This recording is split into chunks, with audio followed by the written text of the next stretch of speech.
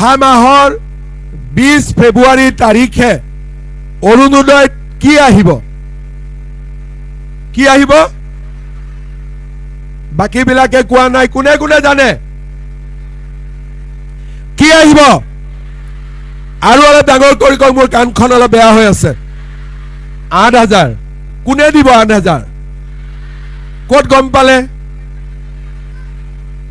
আজিতো 10000 দিলো আৰু 8000 লাগিব বাপৰে আজি 10000 ল'ব আকৌ ফেব্ৰুৱাৰীত আৰু 8000 লাগিব কংগ্ৰেছৰ দিনত কোনে কোনে কি পাইছিলে আচ্ছা কংগ্ৰেছৰ দিনত লাখপতি দিদিৰ পইচা কোনে কোনে পাইছিলে হাত উঠাওক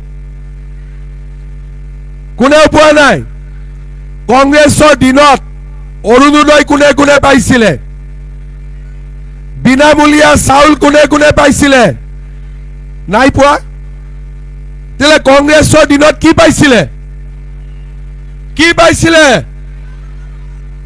আমি কি পাইছিলো কংগ্ৰেছৰ দিনত লুঙ্গি আৰু ধুতি হয়নে নহয় কি পাইছিলো লুঙ্গি আৰু ধুতি খুটা আৰু কম্বল এতিয়া আপোনালোকক কক লুঙ্গি ভাল নে লাখপতি দিদি ভাল ধুতি ভাল নে অৰুণোদয় ভাল খুটা ভাল নে বিনামূলীয়া চাউল তেতিয়ালে ভোট কাক দিব এবাৰ ভোট কাক দিব পাক্কা দিব ঠিক আছে 100 টকাত আমি যে চাউল দিছো 100 টকাত 1 কেজি দালি 1 কেজি নিমখ 1 কেজি চেনি আপোনালোকে পাইছে নে নাই পোৱা পাইছে কোনে কোনে কিনিলে হাত ডাঙকচোন বাপৰে সবে কিনিলে দালিটো ভাল আছিল নে বেয়া চেনিটো ভাল নে বেয়া আৰু লাগিব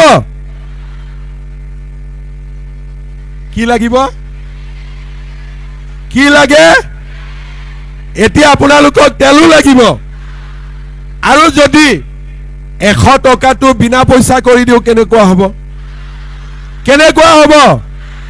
ভাল হ'ব হসাই ভাল হ'ব না ভাল হ'ব ঠিক আছে এইবাৰ বিজেপিক জিকাই দিয়ক দালি চেনি নিমখ বিনা পইচাত আমি কৰি দিম হ'ব সবে জিকাবনে নিজিকাব বিজেপিক জিকাব কিছুমানে যে মাতা নাই মই দূৰৰ পৰা চাই আছো কিছুমানে মাতা নাই জিকাবনে নিজিকাব বিজেপিক জিকালে অৰুণোদয় উদ্যমিতা চাউল চেনি দালি নিমখ লৰা ছোৱালীক পঢ়াৰ খৰচ আৰু বিনা পইচাত সৰকাৰী চাকৰি কংগ্ৰেছক ভোট দিলে কি হ'ব লুঙ্গি ধুতি খুটা কম্বল কোনটো লাগিব আমাক বিজেপিক লাগিব নে কংগ্ৰেছক লাগিব ঠিক আছে আৰু এটা গম পাইছে নে নাই এতিয়া এটা নতুনকৈ আমি এখন আইন কৰিলো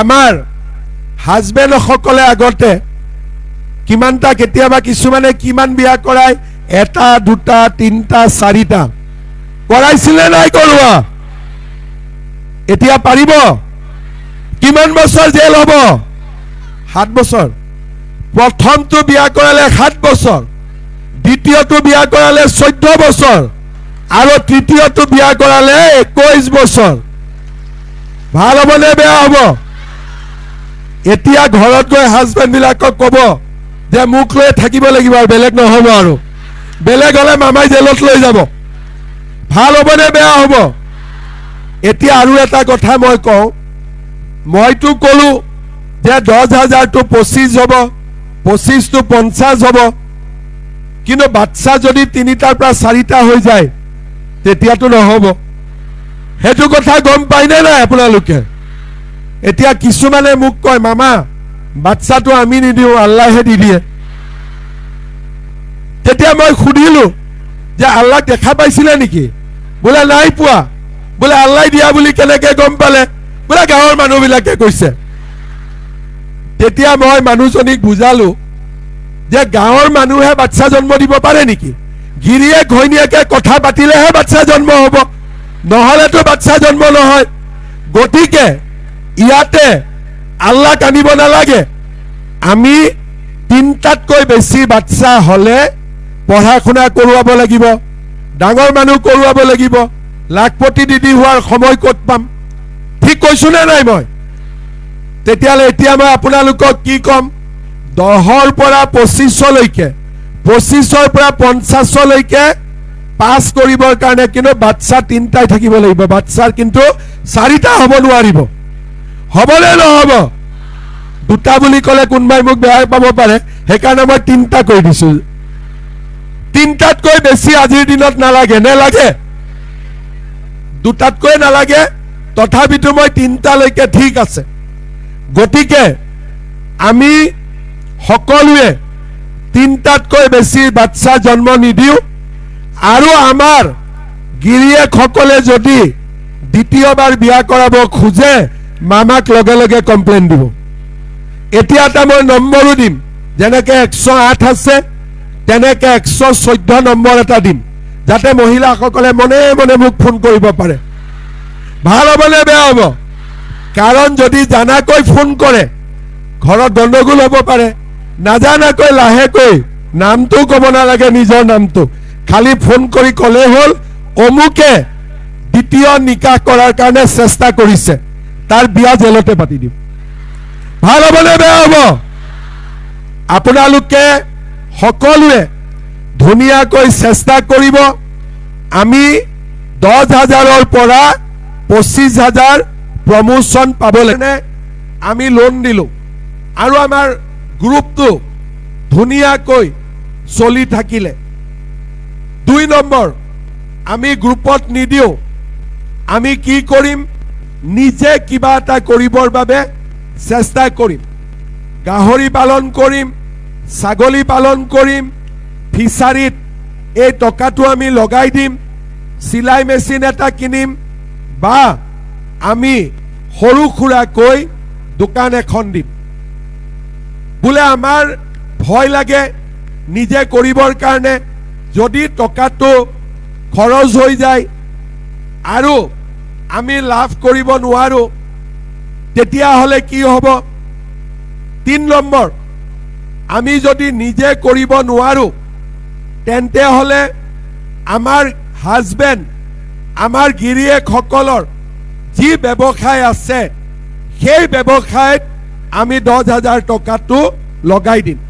কাৰোবাৰ দোকান আছে, মাল বস্তু কিনিব, কোনোবাই ৰিক্সা চলাই নতুন ৰিক্সা এখন কিনিব, কাৰোবাৰ ঘৰত ফিচাৰী আছে, ফিচাৰীৰ কাৰণে মাছৰ পোনা আনিব, বা খেতি পথাৰত আমি এই 10,000 টকাটো আমাৰ হাজবেণ্ডৰ লগত আমি লগাই দিম।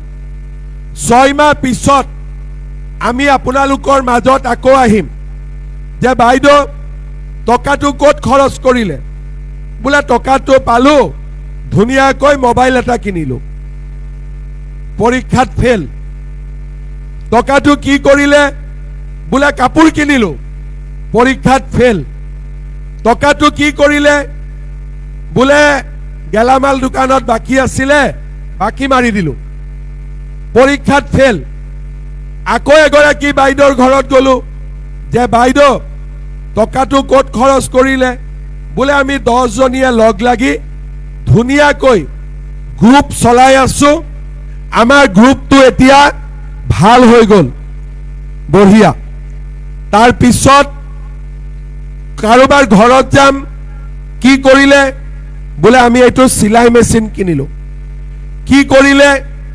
বোলে আমাৰ সৰু দোকান এখন মই খুলি ললো, পৰীক্ষাত পাছ। আৰু এগৰাকী মহিলাৰ ঘৰত গলো, বোলে কি কৰিলে?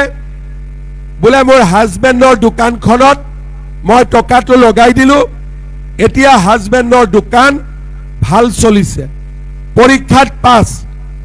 ফেল কৰাবিলাকক নামাতো, পাছ কৰাবিলাকক আমি আকৌ মাতিম আৰু দ্বিতীয়বাৰ আমি 25,000 টকাকৈ আপোনালোকক আমি দিম।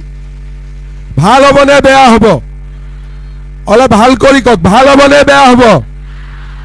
কোনে কোনে পৰীক্ষাত পাছ কৰিব হাত দাঙক বাপৰে সবেই পাছ কৰিব ঠিক আছে 25,000 পালো থাৰ্ড ইয়াৰ তৃতীয় বছৰত আমি আকৌ আপোনালোকৰ ওচৰত যাম যে বাইদেউ 10 দিলো 25 দিলো টকাখিনি কেনেকে খৰচ কৰিছে বোলে 10,000 পাওঁতে